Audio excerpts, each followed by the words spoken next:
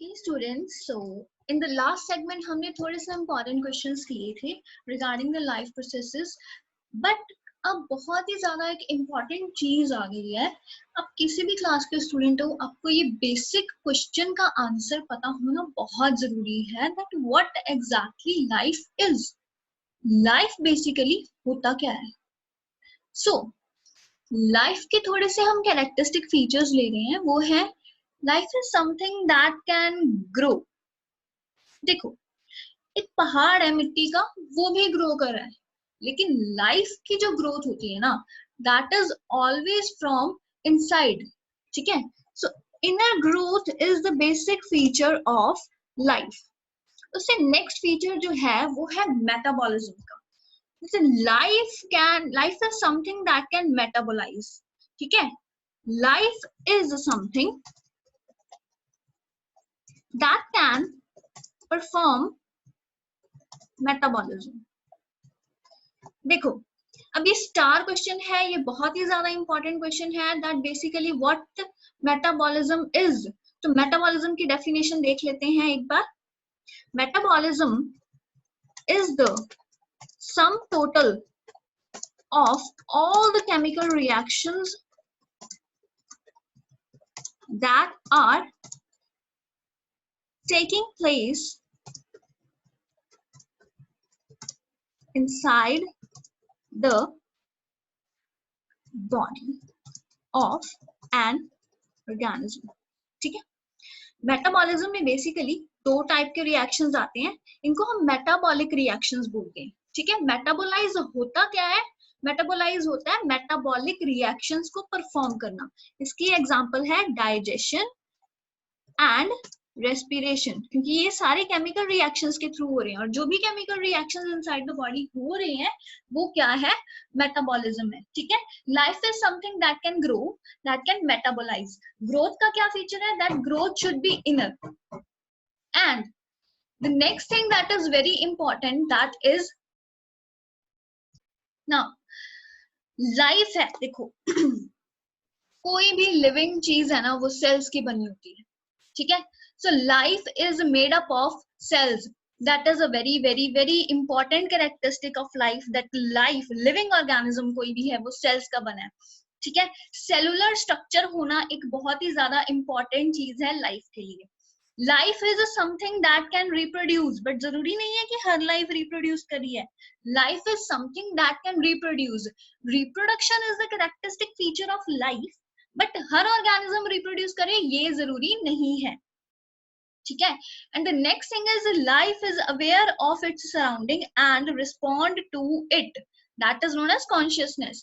कोई भी living organism है, प्लांट है, एनिमल है, वो अपने मतलब जो भी उसके आसपास हो रहा है, एनवायरमेंट में हो रहा है, उसको रिस्पॉन्ड करता है, उसको रिप्लाई करता है, उसके अगेंस्ट वो एक टाइप का चेंज दिखाता है, जिससे वो धीरे धीरे धीरे करके अडेप्ट भी कर जाता है। ठीक है, अब इसमें से basically the main defining characteristic features कौन से हैं लाइफ के, वो हमें अभी पता चलेगा। देखो, life can grow, living organisms can grow, non living things can also grow. So ये जो चीज है that is not a defining characteristic of life. ठीक है, only living organisms can metabolize, that is a defining characteristic of life.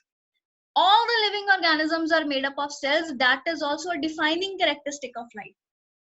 Only living organisms can reproduce, but कई living organisms ऐसे होते हैं जो reproduce नहीं करते हैं, या reproduce करे बिना उनका life cycle complete मतलब कि death हो जाती है। reproduce करे बिना वो रह सकते हैं, वो survive कर सकते हैं, वो sustain कर सकते हैं। So reproduction is not an important procedure.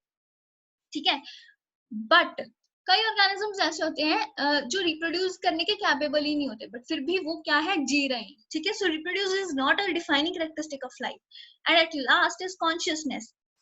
Her living organism है, चाहे बैक्टीरिया है, चाहे प्लांट है, चाहे एनिमल है, everything is responding to his her environment. चाहे वो नेगेटिव रिस्पॉन्स दे रहा है, चाहे वो पॉजिटिव रिस्पॉन्स दे रहा है, किसी भी टाइप का रिस्पॉन्स दे रहा है, वो रिस्पॉन्स दे रहा है, मतलब वो कॉन्शियस है।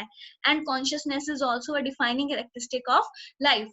So out of these 5 things, ठीक है, तीन थिंग्स हैं जो डिफाइनिंग कैरेक्टरिस्टिक्स ऑफ लाइफ है। अगर किसी भी चीज में ये तीनों फीचर्स हैं तो दैट इज लिविंग, किसी भी चीज में ये तीनों चीजें नहीं है तो that is non living. Okay,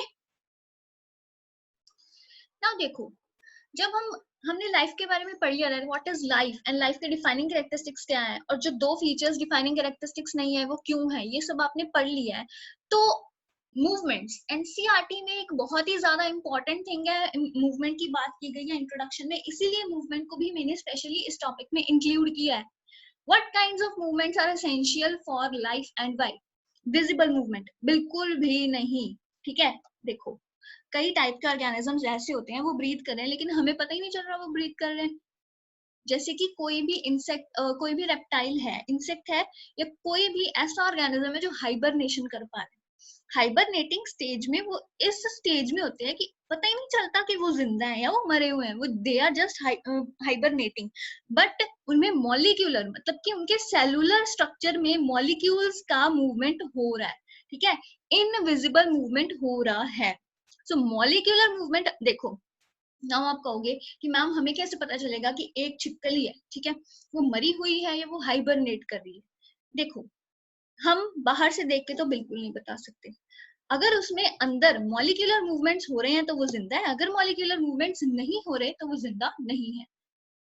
okay, now what is meant by the virus controversy? आपकी एनसीईआरटी में, एनसीईआरटी के फर्स्ट पेज में एक बहुत ही ज्यादा इंपॉर्टेंट लाइन लिखी हुई है वायरस कंट्रोवर्सी के बारे में। मतलब हम सबको पता है, हमने शुरू से पढ़ा that virus are unique, viruses are unique. तो वायरस में कोई मूवमेंट नहीं होती है। देखो भाई, वायरस यूनिक है, ना ही वो लिविंग की कैटेगरी में आते हैं ना ही वो नॉन लिविंग की कैटेगरी में आते हैं, या ये बोलो कि जो नॉन लिविंग की कैटेगरी में भी नहीं आ रहे हैं और लिविंग की कैटेगरी में भी आ रहे हैं। ठीक है, मतलब कि अगर वो आउटसाइड द बॉडी है तो वो क्या है, नॉन लिविंग है।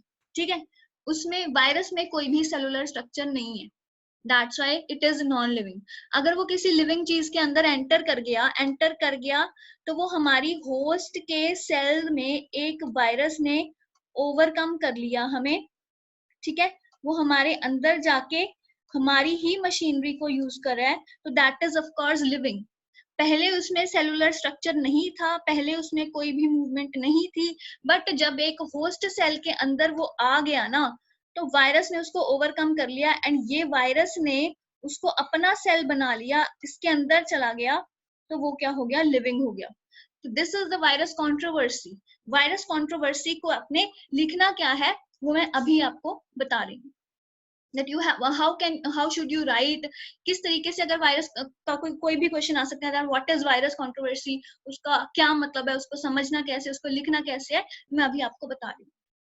अब देखो भाई, viruses are neither living nor non-living, or they are living as well as non-living. When they are outside a living body, उनके पास कोई भी सेलुलर स्ट्रक्चर नहीं है, वो कॉन्शियस नहीं है अपने एनवायरमेंट के बारे में, कोई भी मूवमेंट वो शो नहीं कर रहे हैं, thus they are non-living. ठीक है, मतलब ये तीनों जो डिफाइनिंग कैरेक्टरिस्टिक्स ऑफ लाइफ हमने किए थे वो तीनों ही वायरसेस में एब्सेंट होते हैं, इसीलिए उसको हम नॉन लिविंग मानते हैं। When they invade a host cell, जब वो एक होस्ट सेल के अंदर आ जाते हैं तो वो क्या करते हैं, उसकी सारी सेलुलर मशीनरी ले लेते हैं। ठीक है, उसका सारा सेलुलर स्ट्रक्चर ले लेते हैं। सेलुलर स्ट्रक्चर लेने के बाद उनके खुद के पास एक सेलुलर स्ट्रक्चर होना हो गया। ठीक है, वो मॉलिक्यूलर मूवमेंट शो करना शुरू कर गए एंड वो स्टिमुलस को रिस्पॉन्ड करना शुरू कर गए, मतलब जिस टाइप के सेल में वो एंटर कर रहे हैं उस टाइप के सेल को इन्वेड कर रहे हैं, ट्रांसक्राइब एंड अल्टीमेटली अपना जीन एक्सप्रेशन शो कर रहे हैं, उस सेल को इन्फेक्ट कर रहे हैं, देन अल्टीमेटली मार रहे हैं, इसलिए उसको हम लिविंग बोलते हैं। मतलब viruses are living and non living under two different conditions. अगर वो नॉन लिविंग है तो क्यों है, और अगर वो लिविंग बन जाता है तो क्यों बन जाता है। ठीक है, I hope you understand these things and ये चीजें आपको बिल्कुल क्लियर हो गई होंगी। Thank you so much students and I hope that you will keep supporting me.